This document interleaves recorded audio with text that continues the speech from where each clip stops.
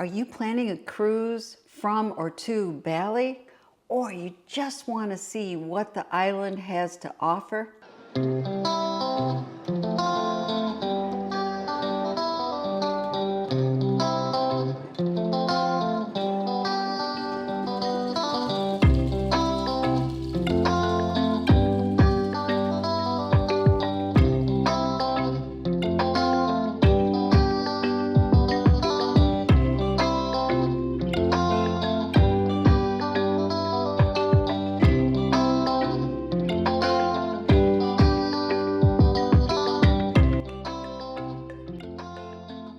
Well, then this video is for you. We're going to show you the details of our 2-day adventure in paradise. We saw sacred temples, jaw-dropping rice terraces, very curious monkeys, and coffee made from, well, poop. I mean, we packed in a lot. So I'll get you tips on navigating Bali's infamous traffic, what not to do in the monkey forest, and a look at the incredible daily offerings that bring color and spirituality to every street. So whether you're prepping for your own trip or just an armchair traveler, this video has something for you. Our cruise was departing for Bali in 2 days, and we arrived at 8 a.m. in the airport after a grueling 29 hours on planes and in airports, and I barely slept. But guess what? I was energized. We were in Bali, and the airport surprised me. It was very sleek and modern, though not air-conditioned. Traditional Balinese art and statues filled the halls, and it set the tone right away. Now, customs was a breeze for me, but my husband got flagged. He was over the 25 cigar limit, so we had to get that sorted out. And then we went outside to meet Sherif, our tours by local guide. Hi, Mary. Sherif. And got in his wonderful air-conditioned car. Because remember, we're coming from Michigan. We had snow a little bit before we left, and now we're in this very humid, hot weather. We just weren't prepared. So we were actually staying in Ubud, which I highly recommend unless you want a beach vacation. And that was about 25 miles from the airport in Dennisbar. Yeah, it doesn't sound far, does it? But it could take 2 hours or longer depending on traffic. And we weren't going straight to the hotel anyway. We were going to have a full day of sightseeing on hardly any sleep. Oh, and the traffic, it was like a chaotic ballet, motorbikes weaving into narrow gaps, kind of like fish in a stream. Sherif, our guide, called it the wave method. He says you just keep moving, flowing, and trusting it all works out. And you know what? It seemed to, even though it was nerve-wracking. We never saw one accident while we were there. However, if you're thinking about renting a car, well, unless you got nerves of steel, I don't suggest it. Sherif was fantastic. He was a true cultural and religious ambassador for Bali. As a certified guide, he wore traditional Balinese attire. He shared fascinating insights into Hinduism, the island's main religion, which was different than most of Indonesia, and into daily life. And you know what? Bali has over 20,000 temples. That's right. And that's why it's sometimes called the island of 1,000 temples, which kind of an understatement. So our first stop was a Batik center where artisans demonstrated the traditional wax resist dyeing process. The precision and patience involved was humbling, and the resulting fabric was very colorful and beautiful. Next up, a coffee plantation where they brewed the famous or infamous Luwak coffee. Yes, that's the one made from beans eaten and, shall we say, processed by civet cats, which they call Luwak in Bali. And this involves feeding these Asian palm civets or Luwaks coffee cherries, which then undergo a process of partial fermentation in the animal's digestive system before being excreted. The resulting beans are collected, cleaned, and roasted to create the coffee. I'll be honest, I felt sorry for the Luwaks kept in small cages. It kind of dampened my enthusiasm for the coffee. I felt bad for them. All of it was for their precious poo. But the coffee was reasonably priced. 1 cup cost 50,000 rupees, or about $3 US. Now, I am not a coffee connoisseur, but my husband is. Does it taste like poo? No, tastes like coffee. He really liked the coffee. We bought some of the coffee and my favorite, ginger tea. Then we reached the Tegallalang Rice Terraces, one of Bali's most iconic landscapes. These emerald green steps carved into the hillside were as stunning in person as they are in these photos. The steep terrain and humidity made it clear. I mean, rice farming, no easy task. There were plenty of photo spots, and yes, we saw some of the famous swings with a woman soaring over the fields, I'm sure for her Instagram shot. And the money we paid to get into the terraces, part of it goes to those farmers who are actually working the rice fields. Our next stop was Goa Gajah, also known as the Elephant Cave.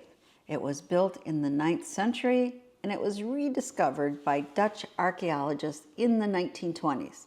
Despite its name, the site isn't home to elephants. Its name may stem from a nearby river called Elephant River.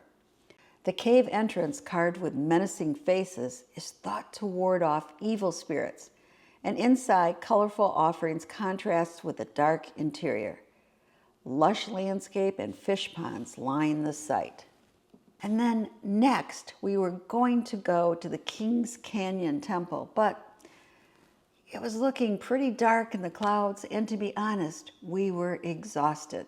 So we had Sherif take us to our hotel. Did I say hotel? Well, it was a villa, actually. It was the Champlung Sari Hotel and Spa, and it felt like entering paradise.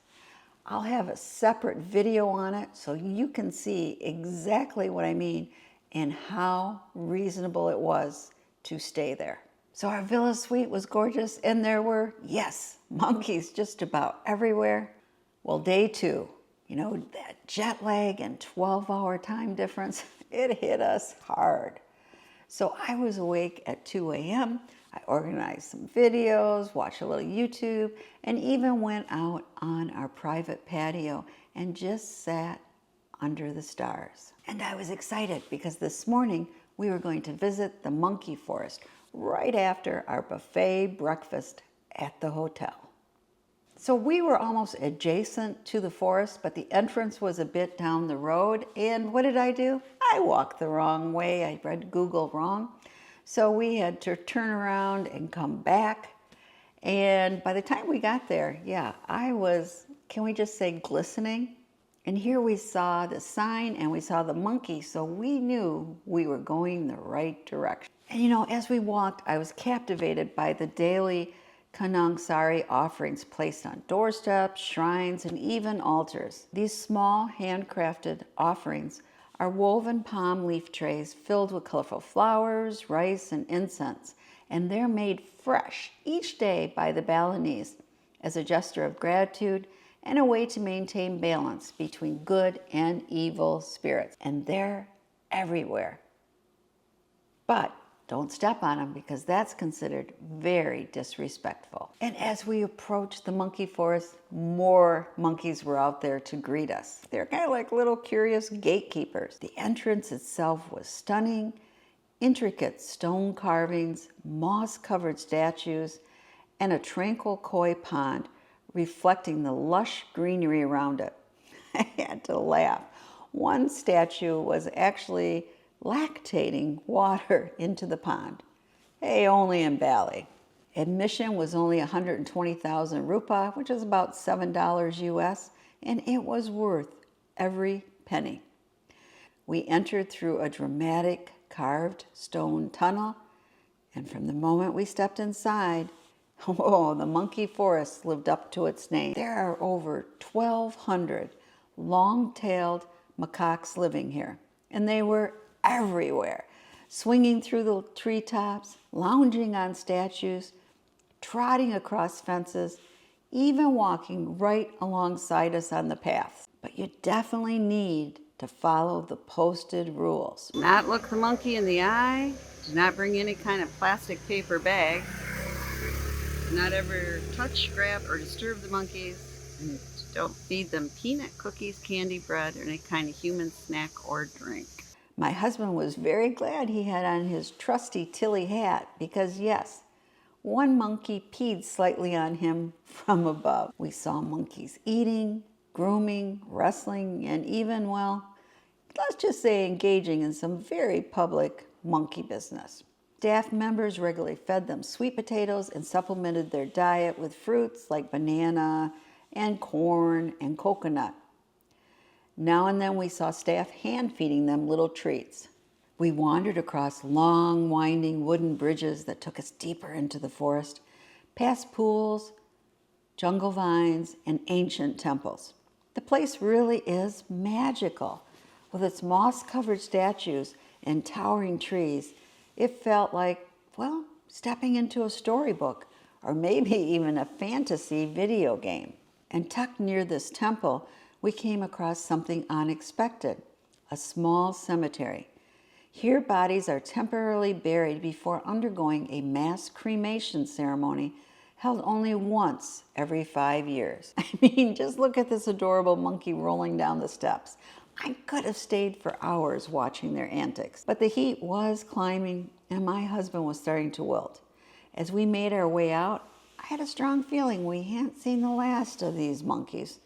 Sure enough, we'd soon spot many of these bold little guys back at our hotel. So after cooling off in our room, we hailed a taxi, which is basically a guy on the street with a sign, and we say, "Can you take us to the city center?" We visited the Puri, Saren, Agung, the Ubud Royal Palace. There isn't any entrance fee, it is free. Though modest in size, its traditional architecture and ornate carvings were a glimpse into Bali's regal past. And the palace was beautifully landscaped. The royal family still lives here. So then we walked a few blocks to the water temple. And boy, did it live up to its name. I mean, the skies open up, there was thunder, rain, the works. We paid the entrance fee anyway and were handed purple umbrellas, traditional skirt, and purple sarongs to wear inside. And we ended up waiting out the worst of it under a covered pavilion and kind of enjoyed the sudden coolness. After 20 minutes, the rain lessened a bit and we were able to see the temple. So then we found another taxi and made the trip back to the villa. The rain had brought out even more monkeys.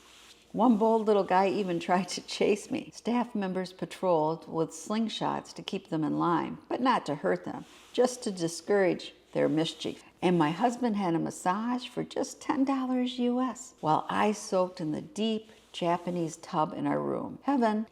Dinner again was at the hotel. I mean, why mess with a good thing? The food was good. And then an early bedtime. Only 8 p.m. And again, I couldn't sleep, so I sat out by the pool in the darkness, watched the various antics of the monkeys as they watched me. So next morning, departure day, Sherif picked us up and drove us back to the port area, but we got there early, so he said, well, let's look at the beach, and I'm so glad we did. We had drinks by the water. There was the sound of the waves, cool breeze in our faces, watching families enjoy themselves. It reminded me of home and being on Lake Michigan.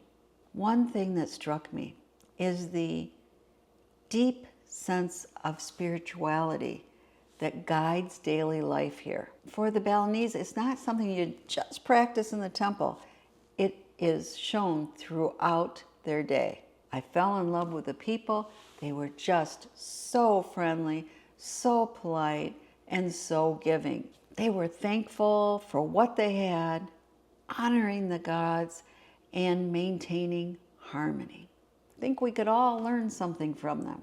Well, then it was time for a cruise. We were getting on the Norwegian sun, and I also have a video on our villa. But believe me, Bali had cast its spell on us. And 2 days, not nearly enough. But it was unforgettable. So I will be sharing with you more of our adventures from the cruise in Thailand and in Vietnam. So I hope you subscribe. And always remember, adventure awaits.